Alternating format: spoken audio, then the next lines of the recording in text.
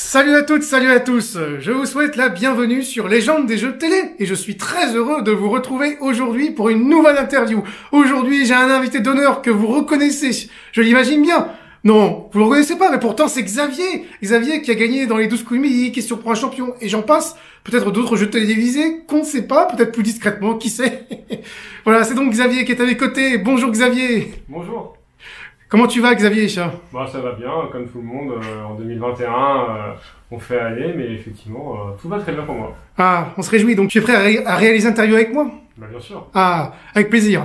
On va donc parler de ton parcours dans les 12 coups de midi que tu as réalisé en 2013, si je ne me trompe pas. C'est ça, 2013, 8 ans déjà. Il y a 8 ans déjà. Est-ce que tu pourrais nous dire qu'est-ce qui t'a donné envie de faire ce jeu-là en 2013?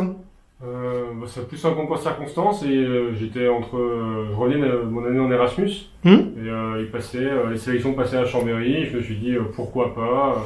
Je connaissais le jeu, j'avais pu regarder le jeu quelques fois, mais j'étais pas forcément un aficionados du jeu, je regardais pas tous les jours, mais je me suis dit pourquoi pas, c'est une bonne expérience. Je n'en attendais pas forcément grand chose, je me suis dit pourquoi pas s'inscrire.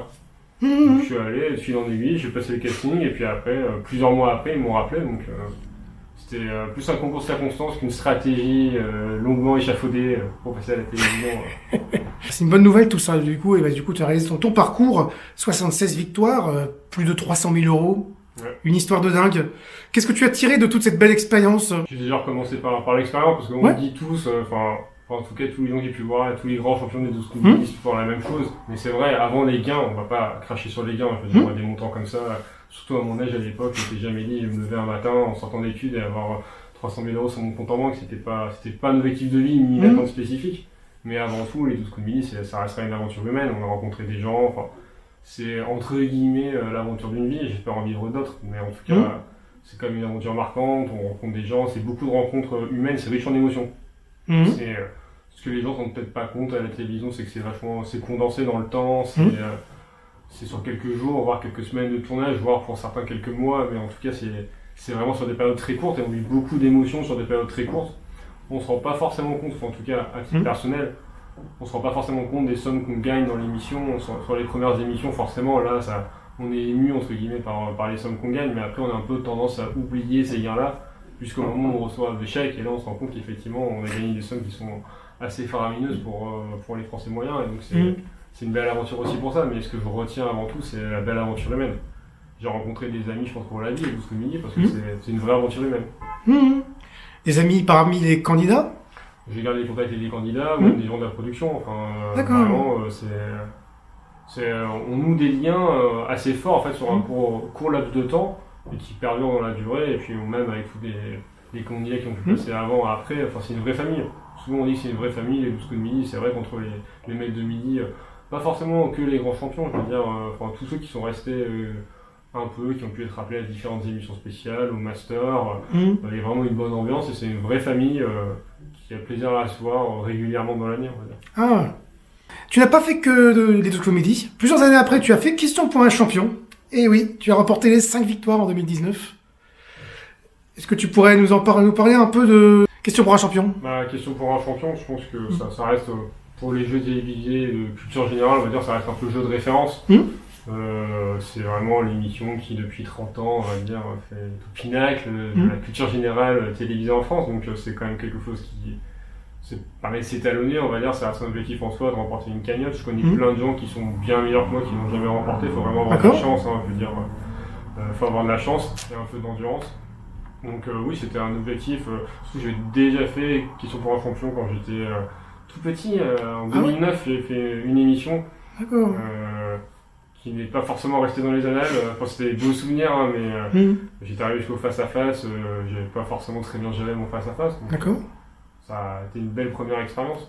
Donc il y avait ce petit côté, je voulais au moins y retourner pour au moins en gagner une. Je visais pas forcément la cagnotte parce que c'est quand même quelque chose qui est assez compliqué, Question pour un champion, et ça s'est bien goupillé au final. J'ai remporté la cagnotte, donc très content. J'ai pu rencontrer Samuel Etienne qui était très sympathique. Donc, ça reste forcément un beau souvenir, vu que ça reste question pour un champion, c'est quand même un jeu assez marquant. Ça c'est clair que c'est le jeu de référence presque. Peut-être pas le jeu de référence, il y a des chiffres et des lettres aussi, mais... Voilà, pour la culture générale, ça reste le jeu de référence. Après, il y a plein de jeux. C'est dur de s'en remettre en cause le principe du site. C'est des fois compliqué de comparer certains jeux télé ensemble, parce qu'il y en a des qui sont plus orientés culture générale, d'autres plutôt jeux de lettres. Et aussi, n'oubliez pas les paroles qui est un peu à part. Enfin, tous les jeux sont différents. Donc, pour ce qui concerne vraiment la culture générale au sens large, je pense que Question pour un champion, entre guillemets, reste un jeu de référence, sans doute plus compliqué. Mais c'est pour ça que je voulais y participer, puis forcément assez content du résultat. Bah oui. Ah oui, tu peux être fier. Tu n'as pas encore fait Question pour un super champion? Non, bah effectivement, j'ai pas encore fait Question pour un super champion. Croisons les doigts, peut-être qu'on m'appellera un jour. Je pense qu'on m'appellera un jour, mais oui, effectivement, il reste encore Question pour un super champion. Alors, je pense qu'on est nombreux à avoir hâte de te voir tenter cette partie-là de Question pour un champion, pour peut-être espérer te voir gagner 5, 10 et 15. Qui sait, déjà, Qui sait? Si j'en gagne une, ça serait bien. Après, effectivement, c'est compliqué. Puis après, il y a très peu de personnes. Il n'y a que Christophe et Hakim, par exemple, qui en ont fait 15. C'est pas faux. Donc, c'est quand même quelque chose qui reste assez rare. Effectivement, après, on se rend en jeu. Mais j'ai pas y aller en tête en me disant je vais en faire 15 par exemple, ça va être super facile, c'est pas du tout ça, ce serait pas respecter les candidats. Qu'est-ce que ça signifie pour toi aujourd'hui tout ça? Parce que tu as triomphé relativement jeune finalement, parce que quel âge tu as aujourd'hui? J'ai 31 ans maintenant. 31 ans? Donc j'avais tout juste 23 ans d'enregistrement, j'avais 23 ans une semaine. C'est incroyable quand même, à 23 ans, toutes ces belles émotions, puis même il y a 2 ans, tu avais que 29 ans en fait quand même. C'est ça, tout à fait. L'âge de Bruno qui triomphe en ce moment. C'est ça. Qu'est-ce que ça signifie pour toi, tout ce que tu as vécu, tout ce que tu peux vivre aujourd'hui à la suite de ces parcours? À l'époque j'étais tout jeune, après, tout jeune, tout est relatif parce que depuis par exemple, de nombreux maîtres 2010 sont arrivés beaucoup plus jeunes. Je pense à Timothée, à Romain, Léo, Anne-Paul. C'était plus jeune au moment des tournages que moi j'étais à l'époque de mes propres tournages. Mais oui, effectivement, je peux parler que de mon cas personnel, c'est sans doute plus compliqué à gérer, autant d'argent que limite qui tombe du ciel à cet âge-là, ça tout fond du bois, ce serait pas moi de le dire, c'est dur de se juger soi-même, mais je pense que ça va pas forcément changer. Oui, il y a forcément un avant 12 coups de midi et un après 12 coups de midi, ne serait-ce que la notoriété ou la pseudo-notoriété, ou les biens financiers. Mais ça n'a pas forcément été compliqué à gérer pour moi, je suis bien entouré, j'ai pas changé d'amis, j'ai pas changé de compagne, depuis on est mariés, je veux dire, ça a été la suite logique de ma vie, ça a pas changé ma vie, à ce sens-là. Après, forcément, ça a apporté plein de choses super positives, mais à mes yeux, ça n'a pas été compliqué à gérer. Après, je peux comprendre que certaines personnes auraient peut-être du mal à gérer autant de gains. C'est compliqué de se mettre à la place de tout à chacun, mais en tout cas, tout fond du bois pour l'instant, ça s'est plutôt bien passé. Et l'avantage, c'est que je suis encore jeune, j'ai encore pas mal d'années pour faire pas mal de projets. Bah tu m'étonnes. C'est sûr qu'à 31 ans, il y a encore... oh là là. On a encore la vie devant soi. On a encore la vie devant soi. Moi j'ai que 30 ans, donc je confirme, voilà. Je passe les côtés vieux maintenant. Oh, on n'est pas vieux, on a encore de la route à parcourir. Est-ce que tu envisages de faire d'autres jeux télévisés à l'avenir? Et du coup, est-ce que tu auras des objectifs personnels? Bon, on en a un peu parlé, Question pour un super champion, mais à part ça. Pour l'instant, surtout Question pour un super champion, clairement, ça serait l'objectif d'y participer et d'y faire le mieux possible, entre guillemets. Par contre, encore une fois, ça reste un peu jeu de référence là encore. Sinon, non, je suis pas forcément attiré par un jeu qui est actuellement sur le PAF. Soit ils me correspondent pas. Par exemple, déchiffrer des lettres. J'ai le plus profond respect pour les champions de déchiffrer des lettres parce que je serais totalement nul à déchiffrer des lettres. Ça serait un long chemin de croix. D'accord. Non, si je devais viser entre guillemets des jeux télé, des choses sur lesquelles il me ferait plaisir en tout cas de participer, ça serait plutôt des choses comme, je sais pas, Fort Boyard ou Pékin Express, des choses qui n'ont rien à voir et auxquelles je participerai jamais, très clairement. Mais ça serait des choses qui me brancherait plus en tout cas que les jeux, on va dire, de culture générale à l'heure actuelle. Puisque en fait j'ai quasiment, j'ai presque fait le tour. J'ai fait les 12 coups de midi. De fait, je ferai jamais tout le monde prendre sa place. Ah bah ça. J'ai fait Question pour un champion. Malheureusement, avec la diminution actuelle des jeux télévisés en France, je vois pas grand chose qui m'intéresserait moi, en tout cas à titre personnel. Ouais. Et je me suis jamais non plus dit que mon but dans la vie, c'est pas, un, passer à la télévision, et deux, squatter toutes les chaînes de télévision de France. Donc, pour l'instant, mon objectif, c'est question pour un super champion. Si jamais ça doit en rester là, ce sera déjà très bien. Enfin, je n'ai pas de regrets spécifiques. Eh ben, on va suivre ça de près, du coup. Tu nous as expliqué un peu que, pour l'instant, ton objectif principal, c'est question pour un super champion. À part ça, après, on sait pas, il y aura peut-être des nouveaux jeux qui arriveront à la télé. Après, on sait pas. Hein. S'il y a des nouveaux concepts qui arrivent qui sont sympas, si on me propose des choses, ou si je vois des choses qui m'intéressent, je m'interdis pas du tout de faire d'autres jeux, hein, effectivement. Mais pour l'instant, à date, je vois pas grand-chose qui pourrait m'intéresser. Mais il faut jamais dire jamais. Hein. Parmi les jeux qui sont passés à la télévision avant les 12 comédies, puis ceux qui sont passés après, ceux qui sont diffusés actuellement, il y en a moins, mais il y en a quand même encore en diffusion, notamment sur France Télévisions. Est-ce que tu pourrais me dire quels sont tes jeux préférés et pourquoi? Alors, à part 12 comédies, parce que j'ai une tendresse immense pour les 12 comédies. Ah, c'est pas des 12 comédies c'est forcément un jeu qui a une part... une place à part dans ma vie, donc c'est hors concours entre guillemets, pour des bonnes ou des mauvaises raisons, mais dans tous les cas ça reste c'est hors concours. J'aimais beaucoup quand j'étais enfant 100% question.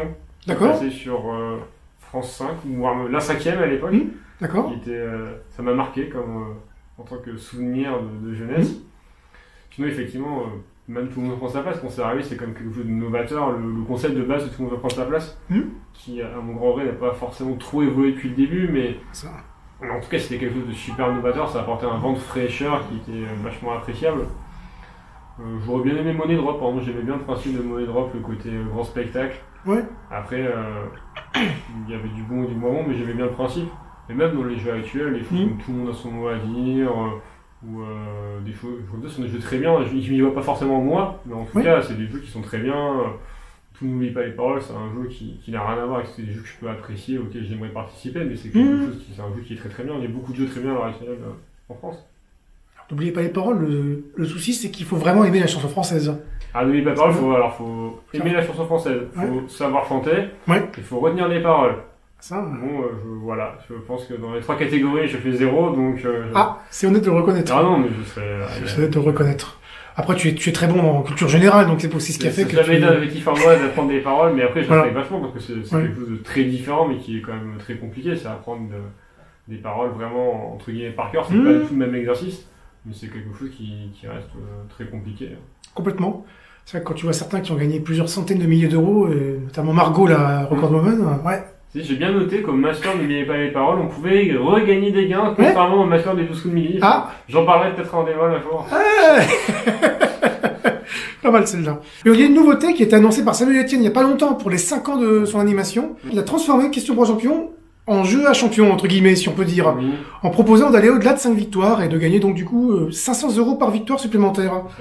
Est-ce que tu pourrais nous dire qu'est-ce que tu penses de cette évolution et est-ce que tu serais prêt à tenter la nouvelle version si on te propose bien sûr de revenir Bien sûr. Alors déjà oui, globalement je trouve ça très bien que Samuel Etienne et la production essaient de rajeunir entre guillemets l'image du jeu pour essayer de le rendre peut-être plus attrayant à des gens qui ne regardent pas, qui sont pour un champion, qui ont l'image du jeu qui est un peu entre guillemets poussiéreux. Je pense que déjà Samuel Etienne a fait beaucoup de bien à l'émission en dépoussiérant un peu tout ça. Ils ont une image plus moderne au jeu. Après sur ces modifications spécifiquement, je suis pas sûr que ça change grand chose, c'est déjà très compliqué de gagner la cagnotte à Question pour un champion. Effectivement, on trouvera bien des gens, enfin, je connais plein de personnes qui auraient totalement le niveau pour rester 10 émissions, voire même 20 émissions. Après, ça dépend beaucoup de la fatigue, ça dépend aussi basiquement des candidats qui viendront en face. Il y a beaucoup de paramètres, il y a des épreuves qui sont très, on va dire, pas hasardeuses, mais par exemple pour 4 à la suite, c'est quand même une épreuve où globalement c'est assez facile de faire le mauvais choix. Donc je pense qu'on n'est pas prêt de voir un champion avec beaucoup de participation à Question pour un champion, même s'il y a des gens qui auraient tout à fait le niveau pour. Donc je suis pas sûr que ça change grand chose. Le petit bémol négatif, je trouve, mais je pense que je suis pas le seul à le penser dans cette communauté Question pour un champion, c'est que ça désacralise un peu le côté cagnotte, 5 participations. Après, pour beaucoup de personnes, je pense que ça leur donnera la chance de reparticiper à l'émission, parce que désormais, je pense qu'il n'y a rien qui s'oppose à la participation d'anciens cagnotés. Il y a beaucoup d'années, je ne postule pas du tout pour l'instant à reparticiper à Question pour un champion, mais c'est pas forcément une mauvaise chose. Après, je suis pas sûr que ça apporte grand chose à la dynamique de l'émission. Ça a manqué d'être un peu de clarté, mais en tout cas, je trouve qu'ils essaient de rajeunir l'image du jeu, je trouve ça très bien. Tu as gagné donc 76 victoires, quand même. C'est pas rien hein, dans les 12 coups de midi. Je l'ai pas mal répété, mais c'est un fait. C'est une belle. Vous n'êtes pas si nombreux que ça dans les jeux télé à être arrivé aussi loin. Est-ce que tu aurais des conseils à donner pour durer et garder le cap comme tu as réussi à le faire? Parce que mine de rien, tu as gagné 76 fois, tu aurais pu aller encore plus loin. Mais déjà, 76, tu les as tenus. Oui, c'est ça. Qu'est-ce que tu pourrais donner comme conseil pour réussir à faire aussi bien? Au moins. J'ai crevé un FC et évacué. C'est pas du tout un regret de n'avoir fait que 76 participations. D'accord. C'était pas non plus un choix profond. Hein.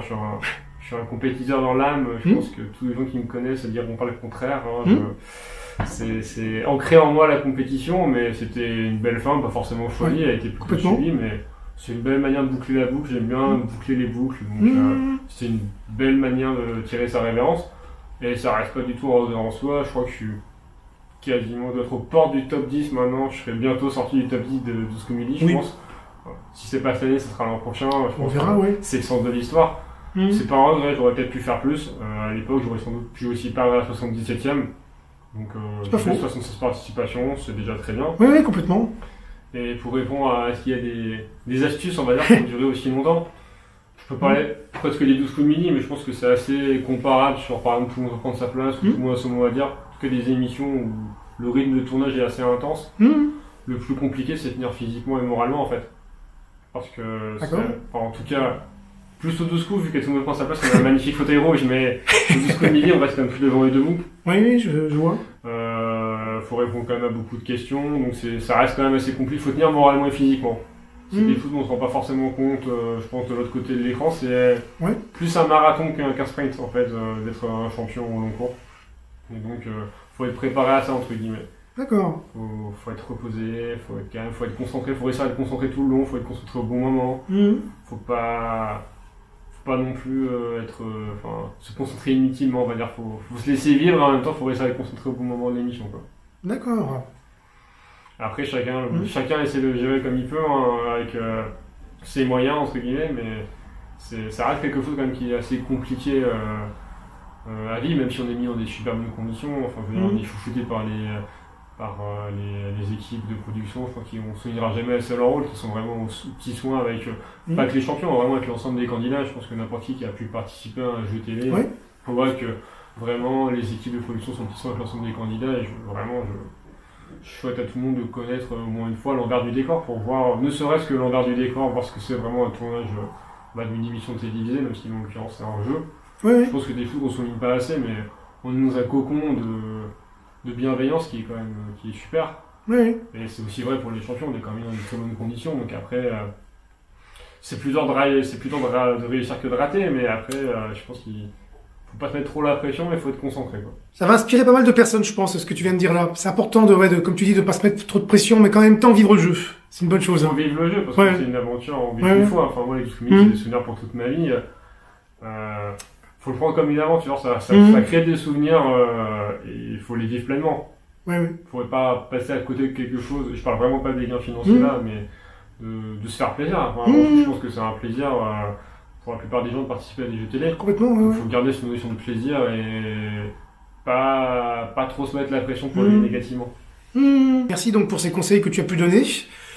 Est-ce qu'il y a des champions que tu as admirés, que ce soit pendant ton parcours, avant ton parcours dans d'autres jeux, après, que tu rêverais d'affronter, comme par exemple Corem et Hakim qui ont pu s'affronter, qui rêvaient de s'affronter, qui l'ont fait en 2009 lors de la spéciale de questions pour un champion, la spéciale 20 ans.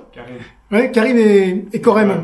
Je pense que tu vois, je vois les deux, parce que comme tu fais un club de questions... C'est une émission mythique, cette émission-là. Mais c'est pour ça que puis je me suis dit peut-être que tu aurais envie de rencontrer un jour, comme ça, en face à face ou dans d'autres jeux. Typiquement, Karim et Corem, j'ai eu la chance, ou la malchance, ça dépend. Ça dépend, on terra les résultats. Mais de les affronter dans différents tournois qui sont pour un champion. Donc, je connais beaucoup de grands champions, ou de moins grands champions, en tout cas, de candidats très respectables et très appréciables de ces jeux culture générale, parce que j'ai pu les rencontrer en dehors des plateaux dans ce monde des tournois qui sont pour un champion. D'accord. Non, admirer quelqu'un, non, j'admire personne. D'accord. Même en général, en fait, j'admire personne, mais il y a plein de gens qui ont fait des super parcours à la télévision. Citer des noms, c'est compliqué parce que je risque d'en oublier, mais je pense à Hakim, bien sûr. Hakim, c'est vraiment un ami, mais sinon, je pense à Jérôme, qui a pu faire le plus grand prix de France. Ah oui, d'accord.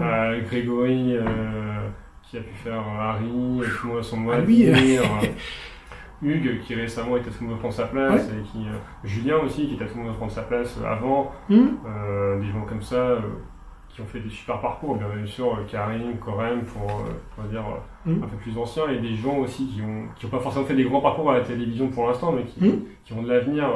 Je connais pas mal de gens qui ont un très bon potentiel pour faire des beaux parcours à la télévision, et il y a plein de gens par exemple que j'ai pas encore cité. Il y a plein de gens dans tous les jeux qui en tout cas méritent d'être respectés pour le parcours qu'ils ont fait, pour les connaissances qu'ils ont. Même si des fois le parcours ne reflète pas forcément les connaissances et que c'est toujours très compliqué de toute façon de classer les gens en fonction de leurs connaissances. On peut les classer factuellement en fonction de leur parcours. Après, est-ce que ça reflète leurs connaissances à l'instant T, ou est-ce que c'est des concours de circonstances plutôt négatifs, que les gens n'ont pas pu exprimer leur plein potentiel. Mais en tout cas, il y a plein de gens dans ce milieu-là qui sont, si c'est pas admirable, en tout cas vachement respectables pour tout ce qu'ils ont pu faire.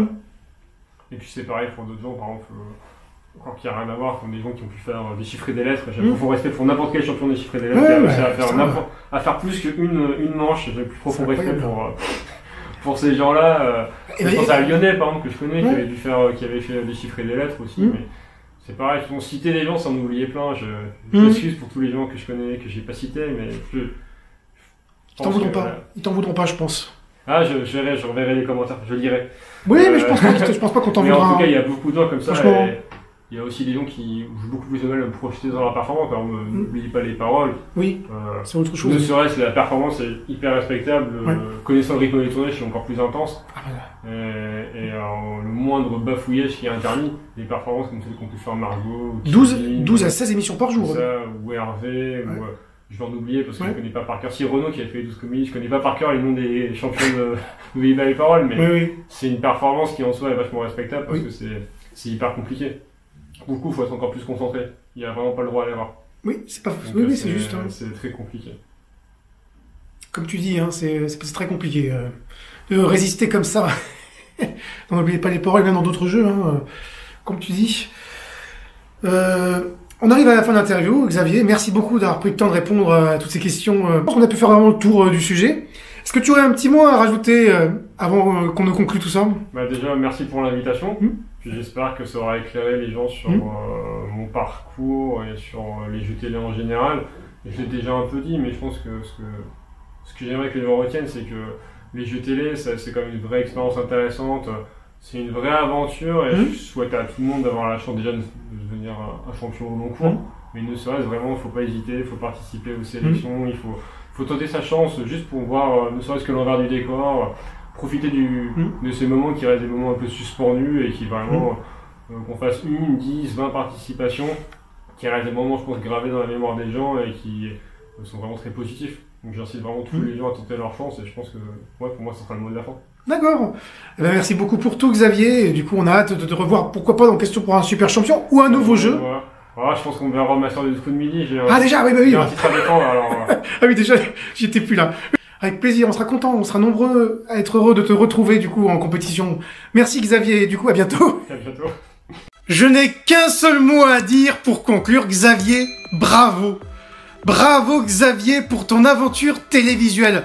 Bravo Xavier pour être resté le même depuis les tout débuts. Tu es Xavier et tu resteras à jamais pour de nombreux téléspectateurs un monument des jeux télévisés, tant par ta culture que par ta profonde gentillesse et dignité. Quoi qu'il arrive Xavier, ça sera toujours un réel bonheur de te retrouver lors des émissions spéciales des 12 coups de midi et celle de Questions pour un champion avec le ferme espoir qu'un jour tu tentes Questions pour un super champion et que tu atteignes le gain maximal de 150 000 € au bout des 15 victoires. Ça serait un truc de dingue et franchement tu mériterais d'arriver jusque là car pour beaucoup de monde tu es le meilleur vainqueur de l'histoire des jeux télévisés. Donc on y croit. Que tu égales Christophe et Hakim pour le record de questions pour un champion, que tu deviennes deuxième plus gros gain jamais remporté sur France 3, juste derrière Arthur et ses 158 000 dans le Grand Slam. Franchement, on y croit, tous les choix sont permis, on va voir ce qui va se passer pour toi. En tout cas, Xavier, très grand merci pour cette rencontre, pour cette interview exclusive sur Légende des jeux télé. On te dit à très bientôt. Quant à vous à la maison, pour suivre la suite des aventures des plus grands vainqueurs des jeux télévisés, pour voir tous ces classements que Xavier a atteints durant son parcours, il a été dépassé plusieurs fois, mais il reste magnifiquement bien classé, n'hésitez pas à visiter le blog légendesjeuxtélé.com. Vous y retrouverez tout plein de classements qui associent les meilleurs vainqueurs des jeux télévisés par catégorie, les 18-30 ans, les hommes, les femmes, TF1, France Télévisions, France 2, France 3, bref, tout un beau programme qui rassemble tous les vainqueurs de tous les jeux télé. Vous retrouvez ça sur légendesjeuxtélé.com avec des nouveaux articles que je mets en ligne tous les jours et que je repartage sur les différents réseaux sociaux de Légendes des Jeux Télé. Le groupe Facebook, vous n'hésiterez pas à le rejoindre. La chaîne Instagram, la particularité, c'est que je partage la photo principale des articles en post et en story, je partage des extraits des articles que je mets sur le blog en complétant par un petit sondage sur leur évolution positive ou pas. Car il est possible qu'elle n'évolue pas, je vous donne donc la possibilité de donner votre avis en story sur Instagram. N'hésitez pas à vous abonner sur Instagram pour pouvoir donner votre avis à votre tour, répondre aux différents sondages et être sûr de ne rien rater. J'espère que cette vidéo vous a plu, mesdames, messieurs. Si c'est le cas, surtout, n'hésitez pas pour aider au référencement à mettre un petit pouce vers le haut. Enfin, si vous souhaitez m'aider à la modernisation de mon blog, à la modernisation de mon matériel, même si ça commence à être pas mal, ça peut encore être mieux, je peux vous proposer du contenu encore plus riche. Quand les restrictions seront levées, j'ai le ferme espoir de pouvoir rencontrer des champions qui se situent hors de l'Île-de-France, de pouvoir faire les déplacements exprès pour cela. Bref, tout ça, vous l'avez compris, ça a un coût. Si vous souhaitez, si vous le pouvez, vous pouvez faire une petite contribution de ne serait-ce qu'1 euro sur Tipeee. Vous avez le lien en description sous la vidéo, tout comme les liens qui vous conduisent aux réseaux sociaux et au blog. Merci à toutes et merci à tous de nous avoir suivis. Surtout, portez-vous bien. Je vous dis à très bientôt. Ciao!